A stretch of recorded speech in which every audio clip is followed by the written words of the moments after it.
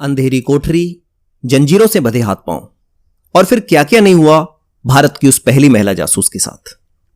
नमस्कार, मैं हूं विनोद और आप देख रहे हैं मेरा चैनल विनो मोटिव।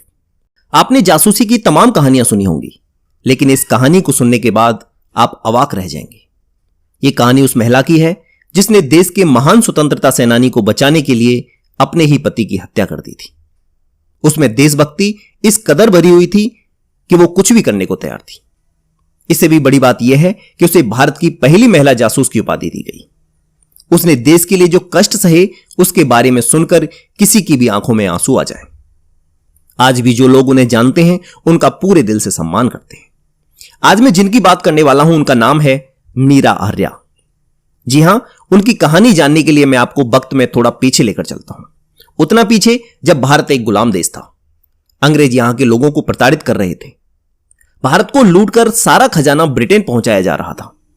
गुलामी की इन्हीं जंजीरों को तोड़ने की कोशिश कुछ लोग दिन रात कर रहे थे, जिनकी कुर्बानी के कारण ही आज हम खुली हवा में आजादी की सांस ले पा रहे हैं।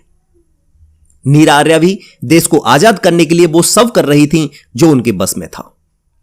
उनका जन्म 5 मार्च 1902 को उत्तर प्रदेश के बागपत के खेकड़ा नगर के एक व्यापारी के घर हुआ था।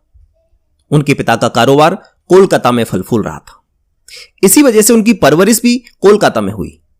यहां उन्होंने बंगाली, संस्कृत और अंग्रेजी समेत तमाम भाषाएं सीखी। उनके पिता अंग्रेजों से काफी प्रभावित थे, इसलिए उन्होंने अपनी बेटी की शादी अंग्रेज अफसर श्रीकांत जयरंजन दास के साथ करा दी। वो ब्रिटिश भारत में सीआईडी इंस्पेक्टर था। इन दोनों के विचार बिल्कुल मेल नहीं खाते थे। जहां नीरा देश को आजाद कराना चाहती थीं, वहीं दूसरी तरफ उनके पति अंग्रेजों के प्रति पूरी तरह वफादार थे। नीरा आर्या ने अपने एक लेख में लिखा है कि मेरे साथ बर्मा की रहने वाली एक सरस्वती राजमणी नाम की लड़की थी, जो उम्र में मुझसे छोटी थी। हम दोनों ने ब्रिटिश अधिकारियों के घरों और सैन्य शिविरों में घुसने के लिए लड़कों की वेशभूषा भी अपनाई, ताकि हम जासूसी कर सकें और नेताजी सुभाष चंद्र बोस को जानकारी भेज सकें। मीरा आर्या के भीतर देश को आजाद कराने की एक आग थी। इसी के चलते वो आजाद हिंद फौज की झांसी रेजिमेंट से जुड़ गई। इस रेजिमेंट को अंग्रेज गुप्तचर रेजिमेंट मानते थे।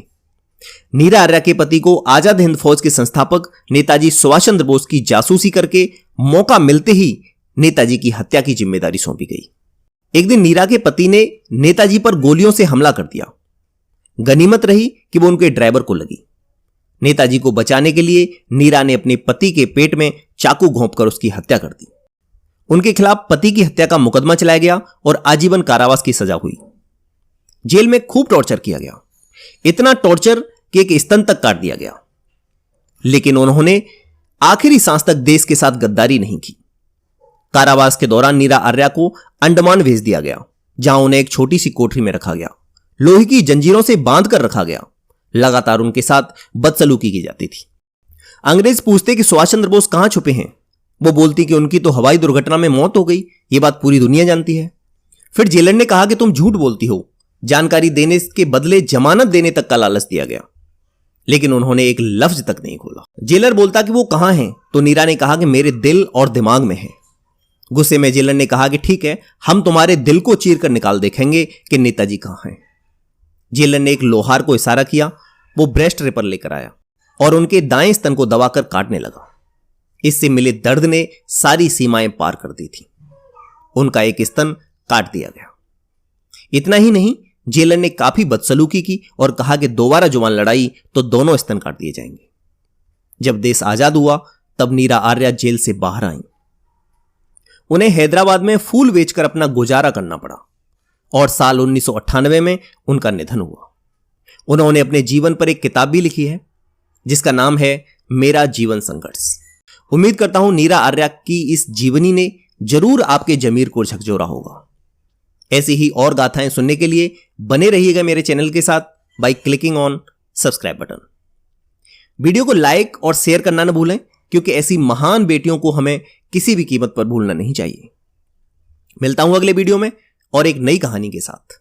For now, thanks for watching. Thanks a lot.